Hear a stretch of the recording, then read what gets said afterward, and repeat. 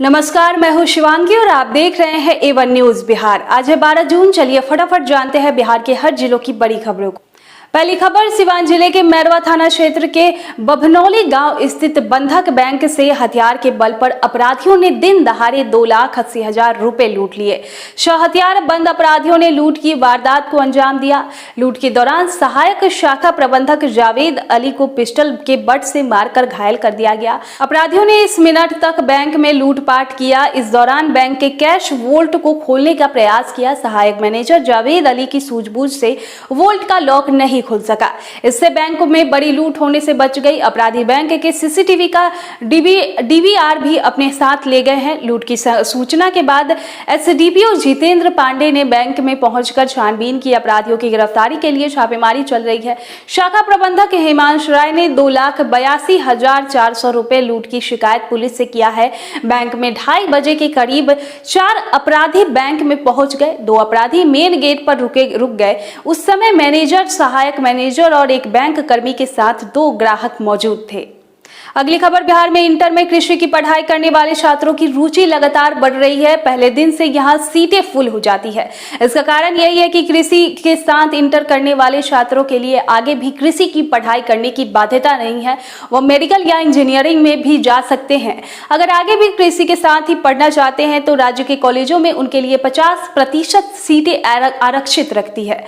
कृषि के विषय में पराली प्रबंधन को भी विषय के रूप में जोड़ा जाएगा। राज्य सरकार ने 5 साल पहले राज्य के स्कूलों में इंटर में कृषि की पढ़ाई शुरू की तो यह देश में एक मिसाल बन गया। दूसरे राज्यों में जहां भी इंटर में कृषि की पढ़ाई होती है वहां छात्रों को ISC का प्रमाण पत्र मिलता है, जबकि बिहार में सिर्फ ISC का। यही कारण है कि पहले दूसरे राज्यों में इंटर में कृषि की पढ़ाई करने वाले हजारों बिहारी छात्र बेरोजगार रह जाते थे।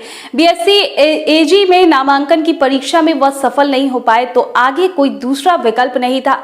लेकिन अब बिहार सरकार ने इस खामियों को दूर कर नई पहल शुरू की तो छात्रों की भीड़ लग गई। राज्य सरकार ने 5 साल पहले हर जिले में एक स्कूल में कृषि की पढ़ाई शुरू की। हर स्कूल में 60 छात्रों का नामांकन कृषि विषय के साथ होता है। इंटर में छात्रों को 3 विषय का चयन करना होता है। इस विषय अगर वह कृषि लेते हैं तो 2 अन्य विषय भी लेना होता है। अगली खबर, 15 साल पुराने वाहनों के लिए लाए गए स्क्रैपिंग नीति के तहत पटना में 4 और राज्य में 14 स्क्रैपिंग सेंटर खोलने का लाइसेंस मिला है। वर्षों पुराने प्रचलन से बाहर हो चुके वाहनों को नियमानुसार स्क्रैप करने में इससे मदद मिलेगी। लंबे अरसे से गाड़ियों के स्क्रैपिंग के लिए मांग की जा रही थी। राजधानी के 4 उद्योगपतियों को स्क्रैपिंग सेंटर खोलने का लाइसेंस मिलने के बाद उद्यमियों द्वारा उम्मीद जताई जा रही है कि अगले 6 से 8 महीने में सेंटर खोलने का काम धरातल पर उतर सकेगा। उद्यमियों के अनुसार 15 साल से पुरानी गाड़ियों की कीमत तय की जाएगी, जिसे स्क्रैप सेंटर द्वारा वाहन मालिक को प्रदान किया जाएगा। गाड़ी मालिक को एक स्क्रैप स्लिप भी दी जाएगी, जिसे परिवहन विभाग ने देने के बाद स्क्रैप किए गए गाड़ियों का नंबर परिवहन डाटा से हटाया जा सकेगा।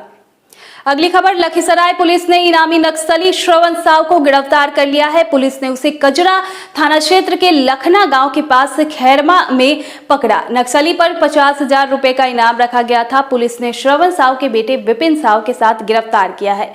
कजरा थानाध्यक्ष संतोष कुमार ने कहा है कि गिरफ्तार नक्सली श्रवण साव कई वर्षों से फरार था और उस पर 50,000 रुपए का इनाम था। नक्सली श्रवण साव कजरा थाना क्षेत्र के खैरा गांव का निवासी है। जानकारी के अनुसार गिरफ्तार नक्सली बुधौली बनकर पंचायत के मुखिया साधु शरण यादव की हत्या की थी। गांव में नक्सली हमला कर दहशत फैला दिया था। इसके साथ उसने कजरा थाना के चौकीदार की उरैन गांव में हत्या कर दी थी। श्रवण कुल 15 कांडों का आरोपी है।